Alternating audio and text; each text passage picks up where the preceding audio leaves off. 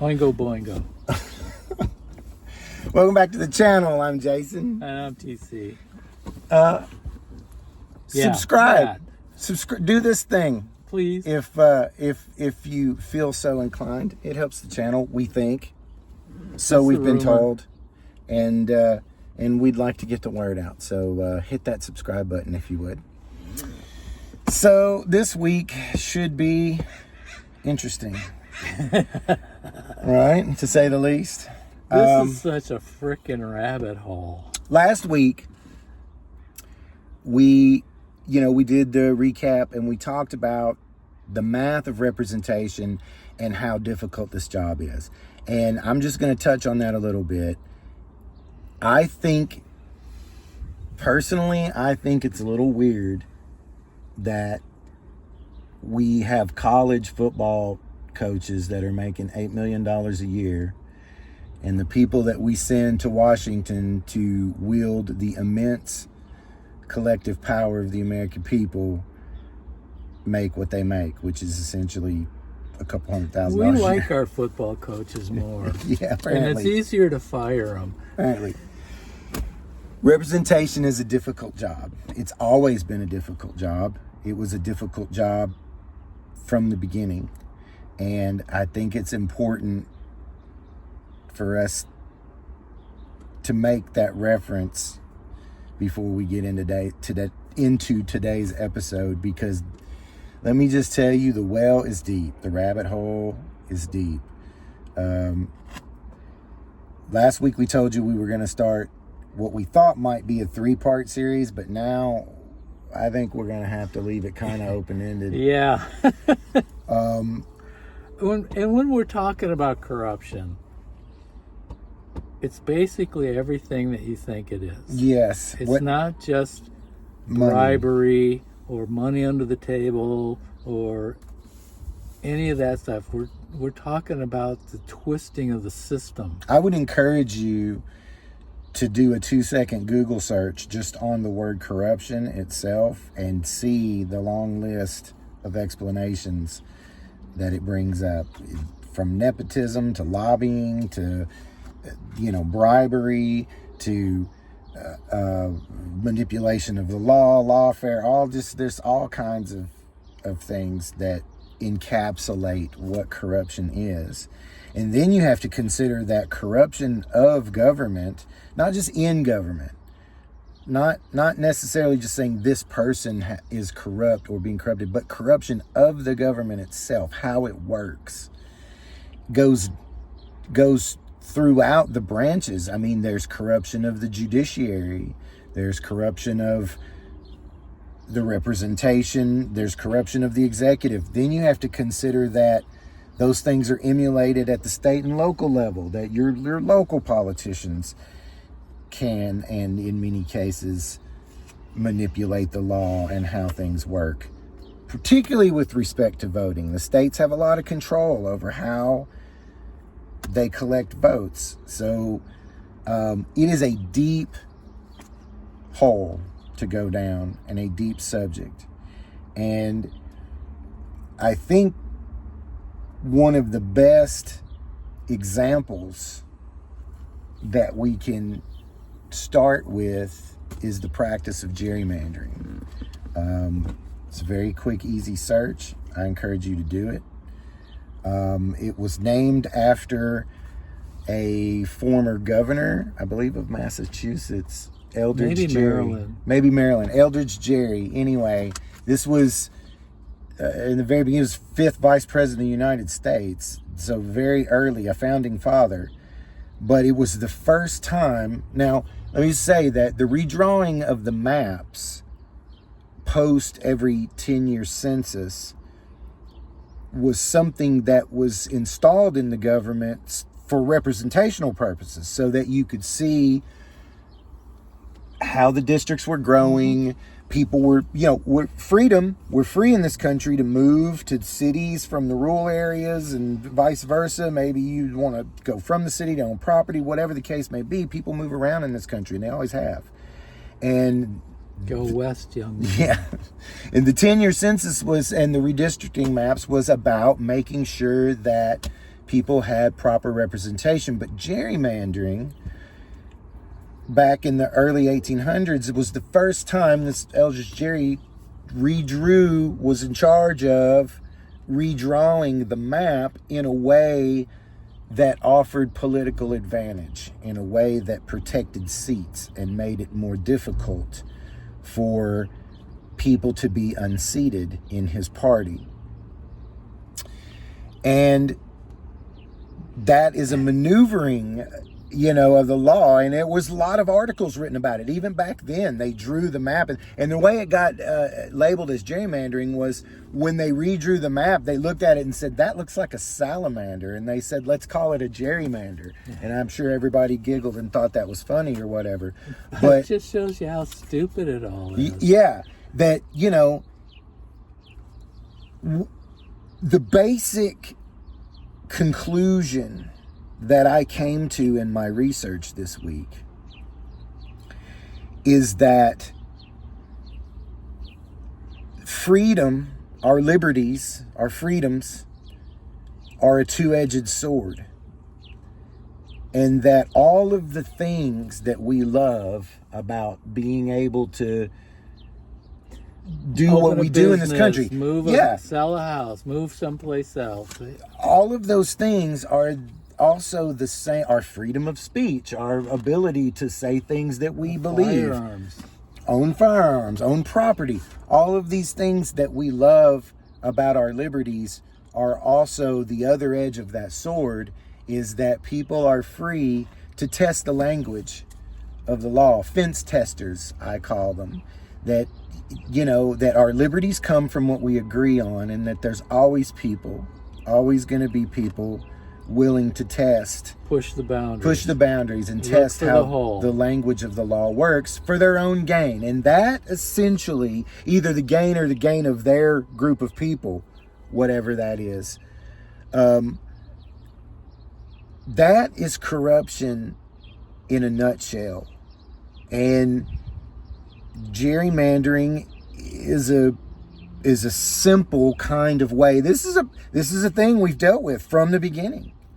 And all other kinds of corruption with respect to money and politics, these are all things that we have suffered from the beginning. Remember, Madison said, if people were angels, no government would be required. And staying on the gerrymander theme, you don't put the fox to guard the hen house. And this is exactly what's happened here with the gerrymandering, is the state legislatures are in charge of the districting. Very few states have an independent committee to set those boundaries. Recently, the state of Michigan did one, and they made 4 clearly Republican, 4 clearly Democrat, and I think it was 2 or 3 or 4 that were in the middle. And so whoever's going to be running in there actually has to campaign and make themselves more popular than the other guy.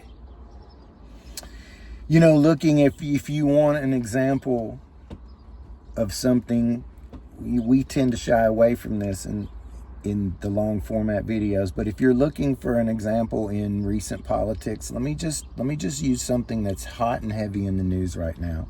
This Epstein thing. Folks, I don't know how else to say it. If it was only Democrats on that list, the current administration would be shouting this from the rooftops. If you don't believe that, then you don't understand the game. There is people on both sides of the aisle, foreign leaders, all kinds of people who were on that plane and went to that island and hung out and ate dinner with Jeffrey Epstein. If there wasn't just Prince Andrew, we would know by now. And that's what you get.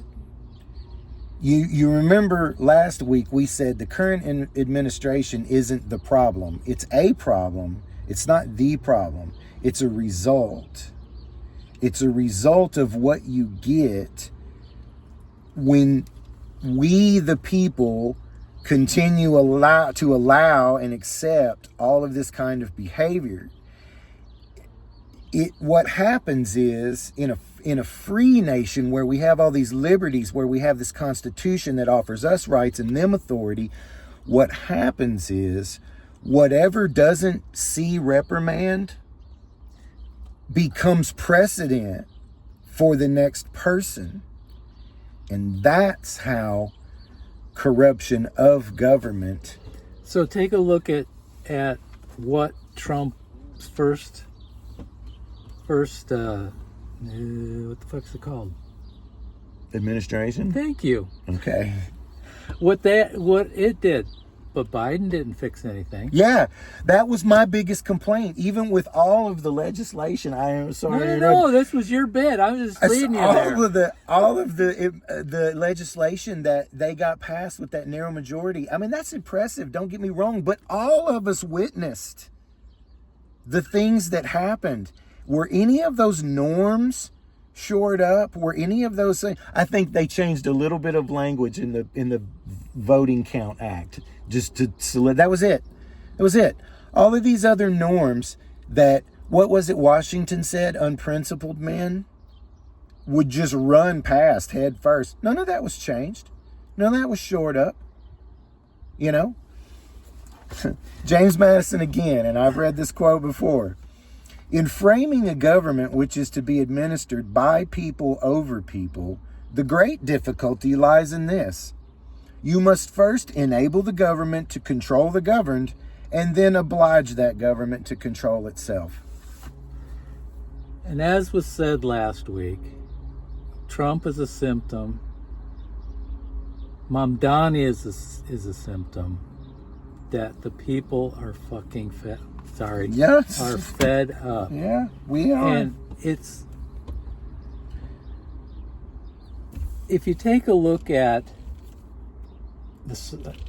we're going to do a longer video on the 17th Amendment, but if you take a look at what allowed the 17th Amendment to be passed, there were 4 parties there, and one of them was gaining momentum and wanted to do a constitutional convention.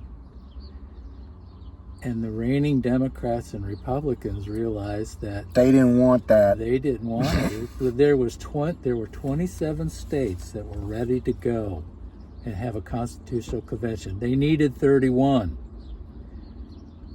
That's not a lot of green on the table. Yeah, the powers that be said, "Oh, wait a minute," and if they have a constitutional convention, they're going to do more than just allow the people to vote for a senator. And they amended the Constitution pretty toot sweet. Yep. And that's why we have the 17th Amendment. And that is a great example, in my opinion, that is the great example of the power of the people. In my opinion, all of this, the fact that we have to pay this much attention to the employees that we send to Washington, to me, it's a breach of the social contract.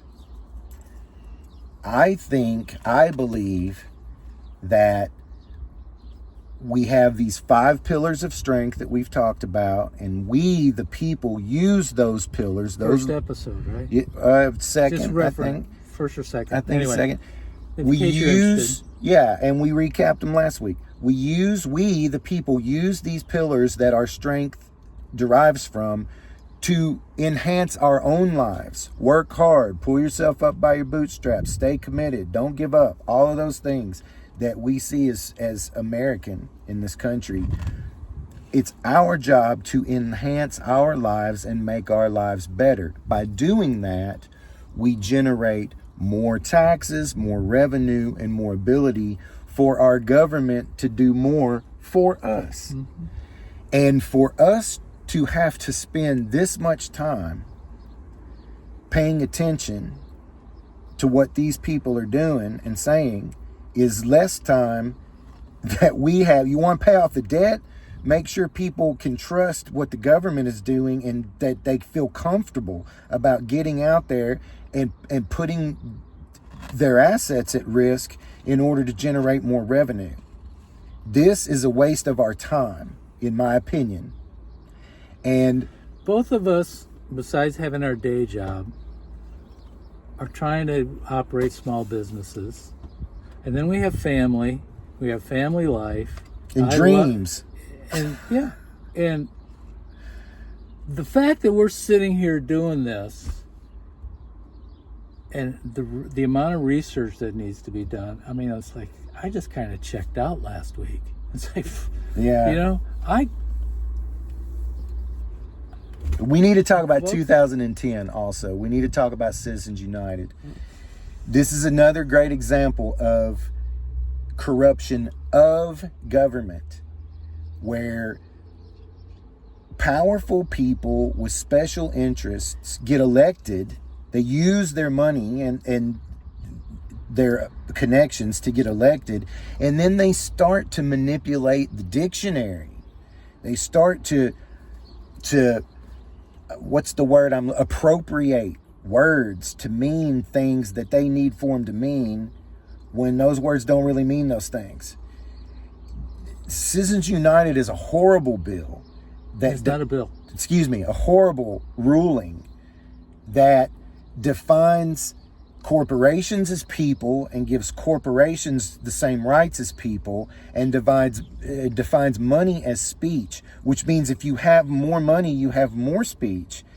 And there's no regulation as to, basically very little regulation as to how that money flows, so that we know who's doing the talking. Well, it's horrible. The more money you have, the more speech you have. Think about it. You and I are limited to, was it $2,500 a year in campaign donations? Okay, you and I can't do that. Maybe we're giving $25 to somebody, or $30 or $50 or maybe $100, whatever. That's our limits.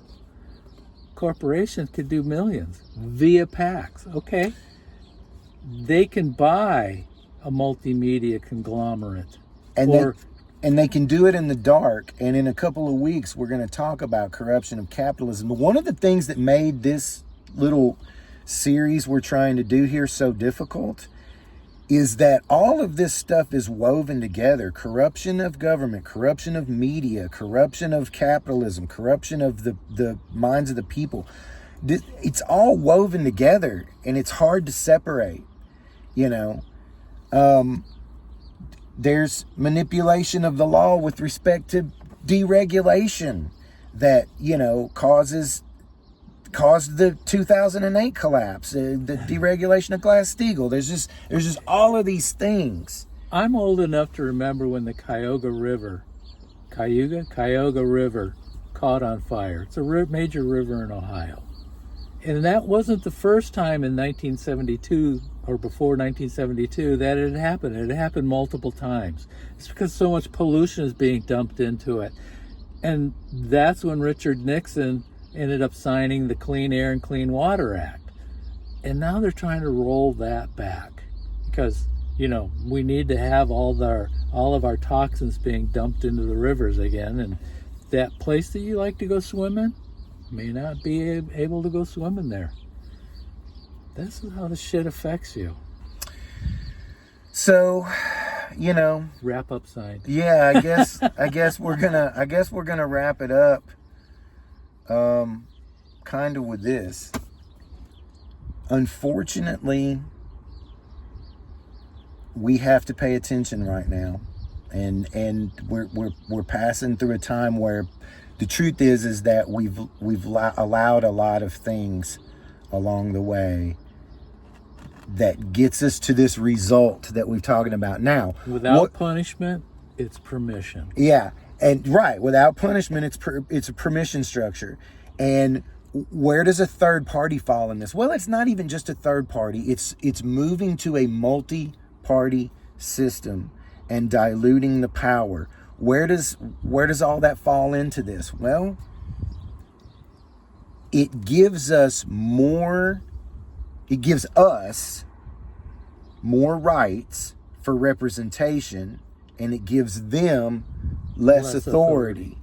And that is really what we're after in all of this. By diluting the power, by breaking up the factions that exist in the two parties and allowing those people to vote the way they would vote without pressure from the party, we find better majorities and we move forward and we try things.